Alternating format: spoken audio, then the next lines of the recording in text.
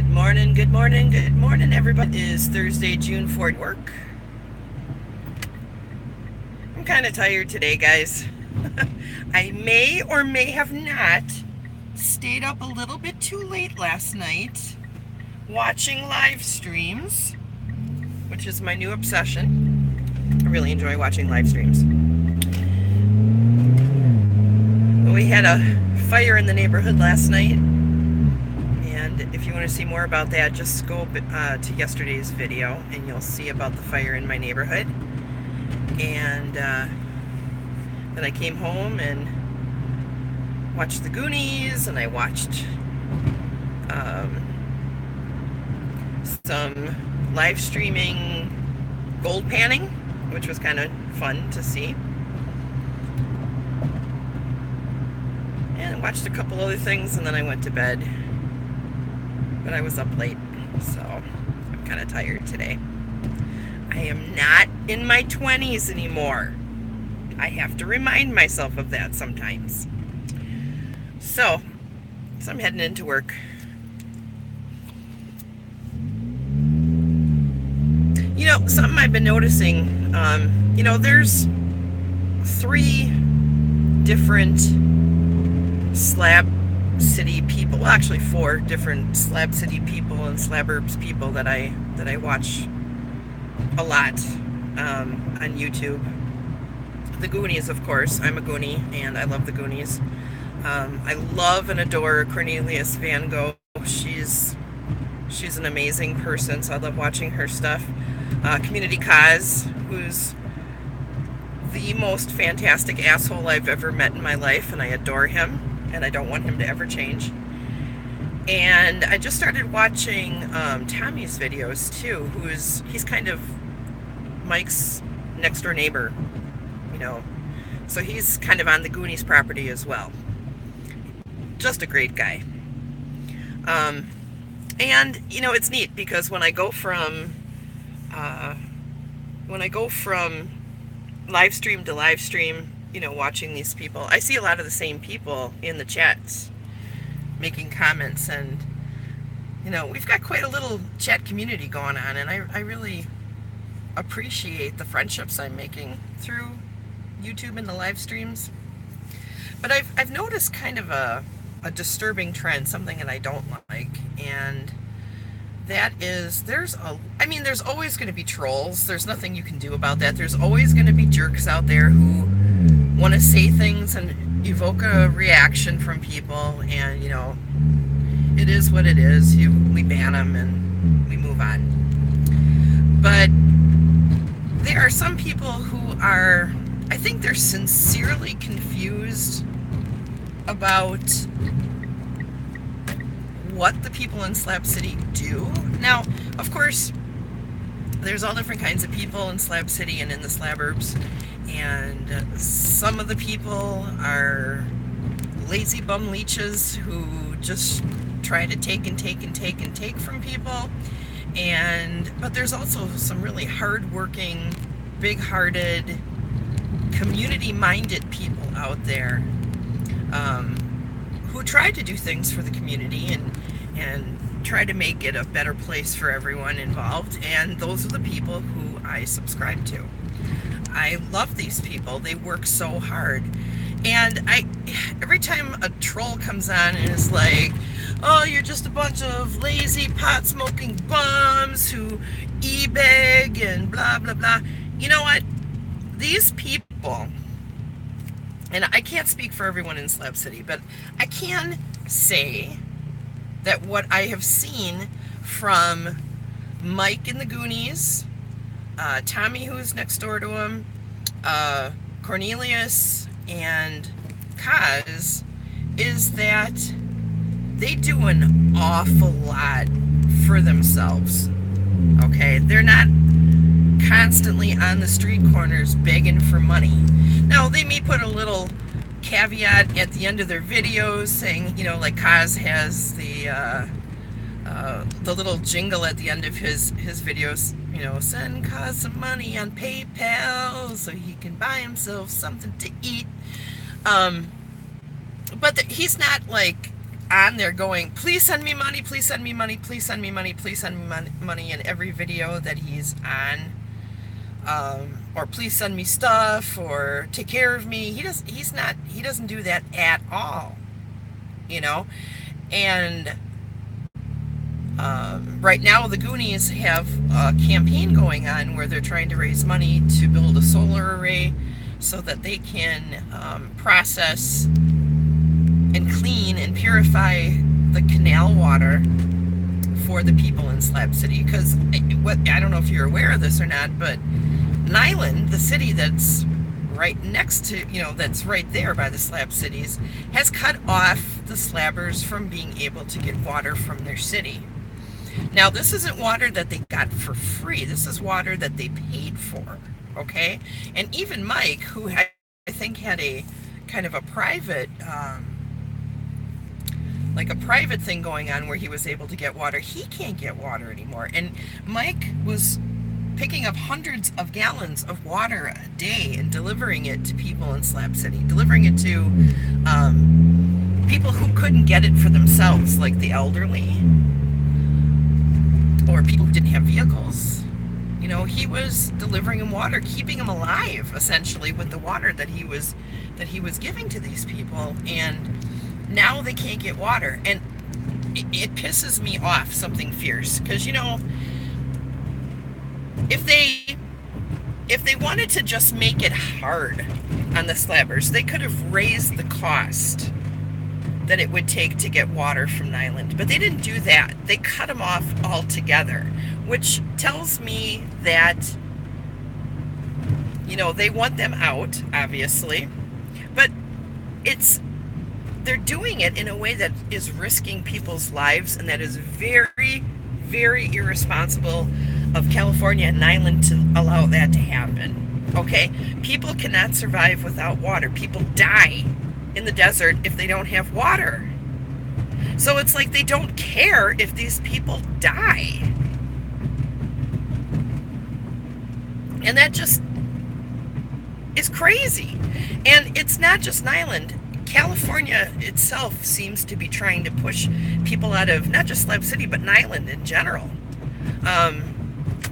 I think they want to gentrify the area, get people to move out, raise property taxes so high that nobody can afford to live there, cut off their water supply so that, they have to go, and then sell off the land for pennies on the dollar to investors who want to take that area and develop it as a money-making oasis in the desert for people who are rich. And that kind of crap happening here in America really pisses me off. Oh, it pisses me off. All right? And the people in the slabs are not, the majority of them are not doing anything that's going to hurt anybody.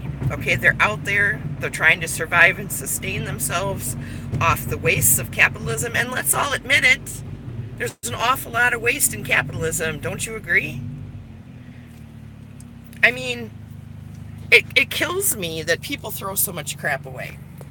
If you have something that's usable, maybe it's a little worn or you don't have any use for it anymore, instead of throwing it in the garbage, put it on Craigslist. Put it on Craigslist for free.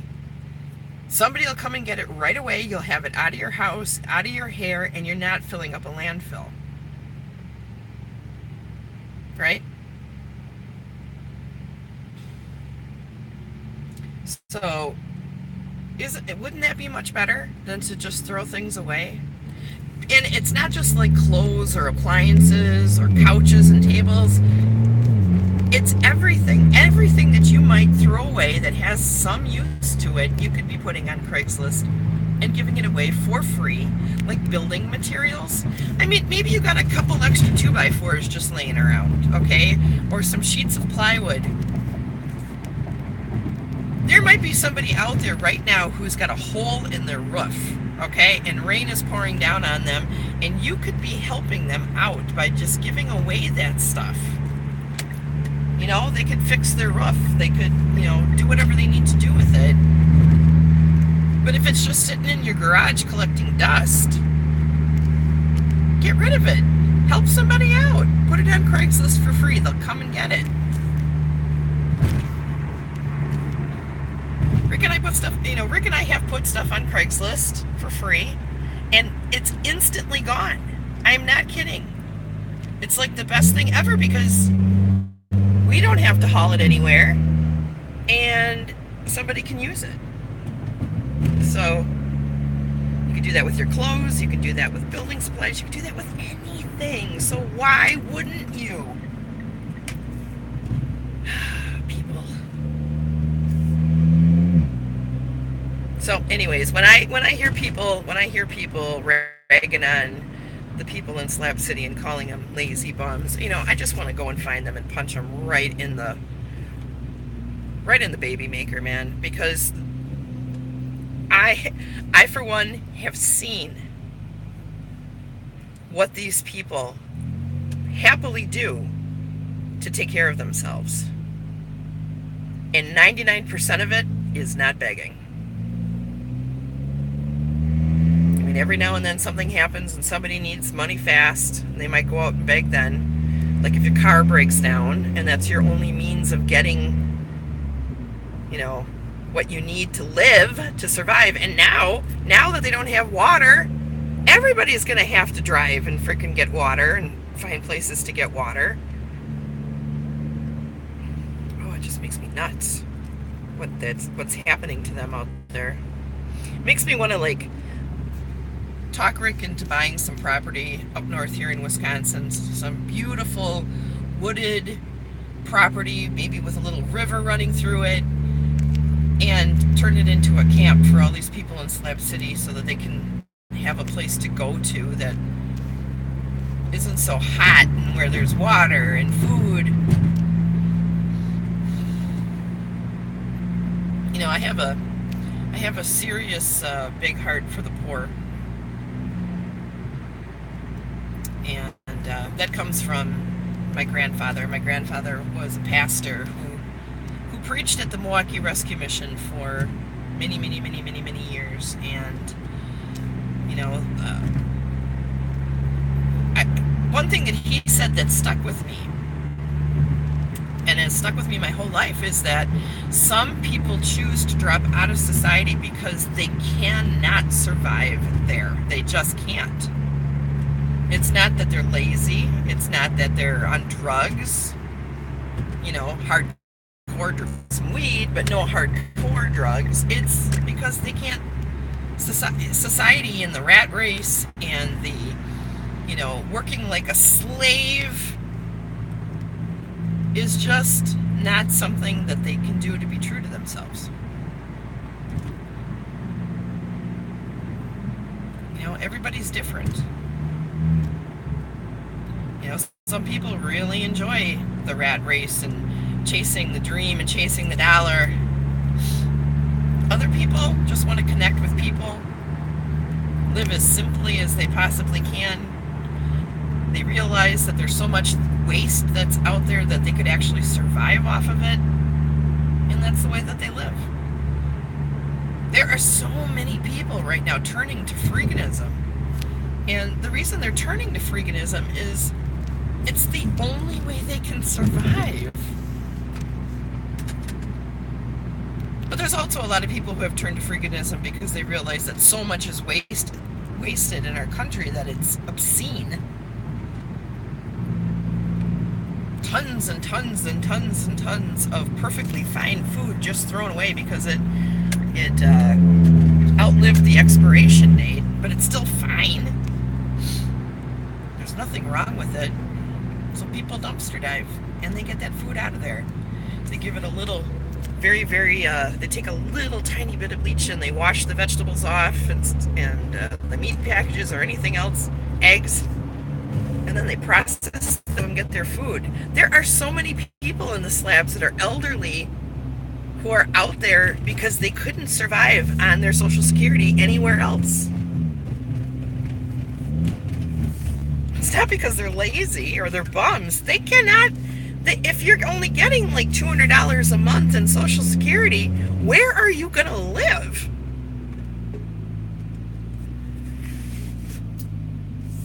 How are you going to pay rent and buy your food? I mean, don't forget about all the luxuries. Just think about the things that you need to survive, okay? A roof over your head, food in your stomach, clothes on your back. How are you going to survive on $200 a month? Well, in the slabs, that $200 can go a long way. If you're not having to pay rent, then that money can be used for your clothing and for your food. $200 still can buy you a pretty decent amount of food, you know? But that's it. There's no luxuries. And more of our seniors are running into that problem, where they have no life savings and their Social Security is very, very tiny. So, anyways, guys, I'm almost to my job here, so I'm going to let you guys go. I love you. Thanks for watching. You all have a great day, and we'll see you later.